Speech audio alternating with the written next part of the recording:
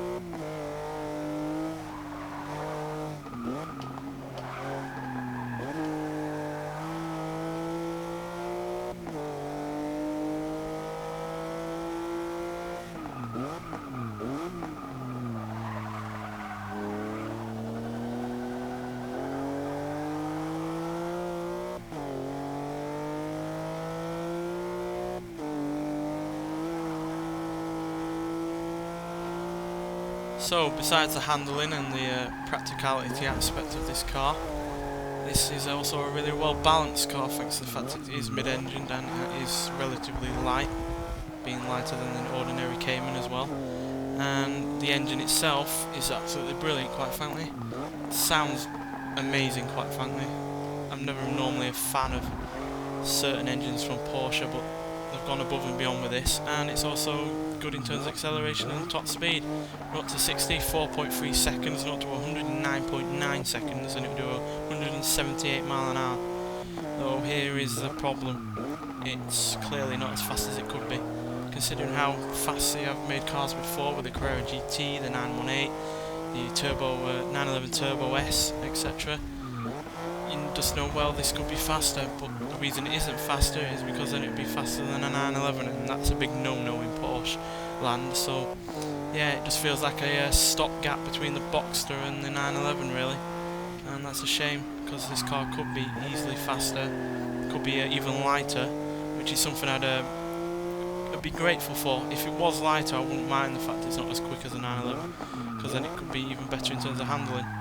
And that's one of the things I've said about Porsche. They should be going back to their roots with lightweight sports cars that might not have a lot of power, but certainly are more fun and lightweight nonetheless to drive around with.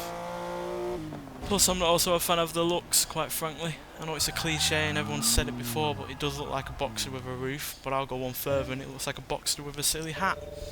Yeah, so lack of looks and not being as fast as I know Porsche can make it just makes it a bit of a disappointment, really.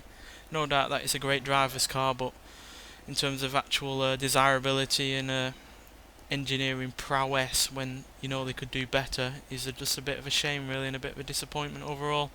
So yeah, good driver's car, good track car, but not a car I'd personally ever want to own or recommend. Anyway, thanks for watching, and I'll see you in the next one.